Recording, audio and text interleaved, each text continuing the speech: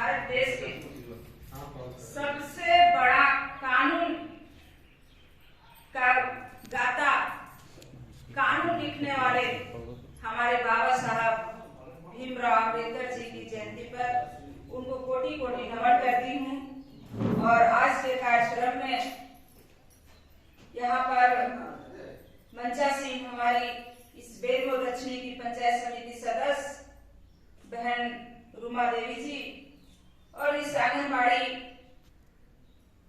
की सेविका बहन दीप्ति जी और उत्कल समाज की अध्यक्ष भी हैं और सारे यहाँ उत्कल समाज की हमारी बहनें और हमारी राजमती दीदी जो स्कूल की सहायक शिक्षक भी हैं और आजसू के कार्यकर्ता भाई कृष्णा जी, कांग्रेस के कार्यकर्ता भाई अजय जी, सभी को इस कार्यक्रम में स्वागत है।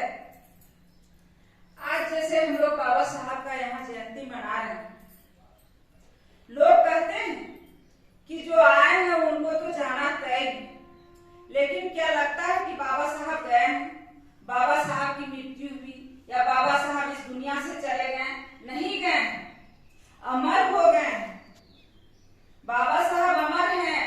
पूरे देश, पूरे कहें तो पूरे विश्व, पूरे वर्ल्ड उनको आज जानता है कि बाबा साहब भीमराव अम्बेडकर जो भारत में जन्म लेने वाले और भारत के संविधान को रचने वाले, भारत के कानून बनाने वाले, जो विश्व का सबसे बड़ा कानून बना है, आज बाबा साहब का ही देन है। जब बाबा साहब अपना शिक्षा काल में, अपना छोटे उम्र में पढ़ने लिखने के समय में स्कूल जाते थे, वो इतिहास सभी बहनें यहाँ हम लोग उठा के देखे होंगे यूट्यूब या किताब के माध्यम से, पत्रिका के माध्यम से, उन पर कितना शोषण होता था।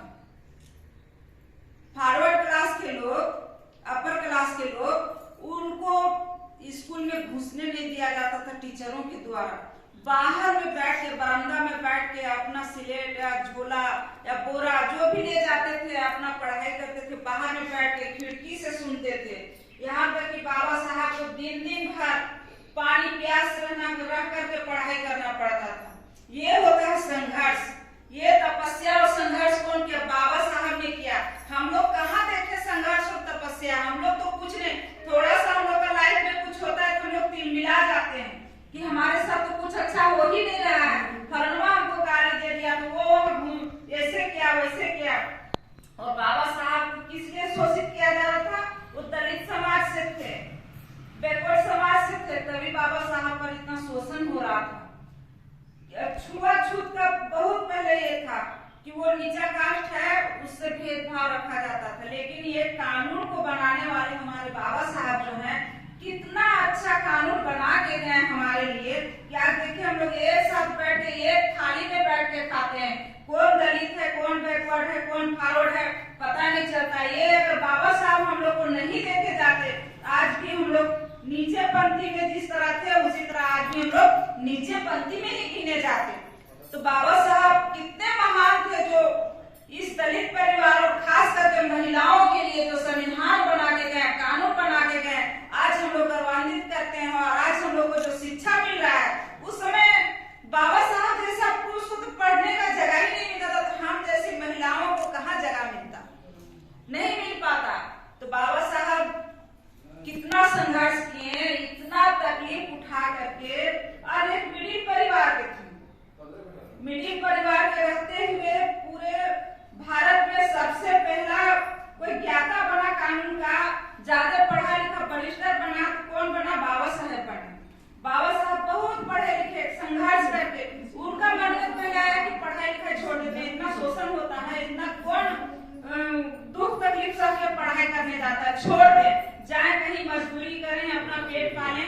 ये सोच रहे थे बाबा साहब। अगर बाबा साहब चल जाते उस लाइन में, मजदूर का लाइन में, तो आज कानून नहीं बनता और हम लोग को भी ये सुविधा नहीं मिल पाता।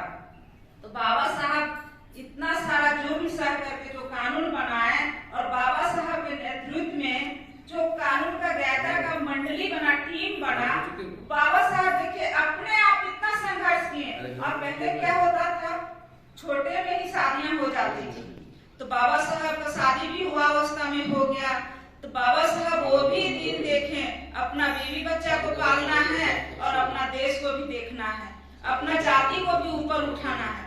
ये सारा संघर्ष हमारे बाबा साहब ने करके आज देश को इतना आगे ले गए। और जो बाबा साहब ने कानून बनाया, इसमें भी अभी तक कोई ऐसा नहीं कह सकता है कि ये कानून गलत बना है, इसमें अनुसंधान होना चाहिए, ये होना चाहिए, कोई टिप्पणी नहीं। एक नंबर का कानून बना और सबसे बड़ा कानून बना है बाबा साहब के नेतृत्व में, बाबा साहब की अध्यक्षता में।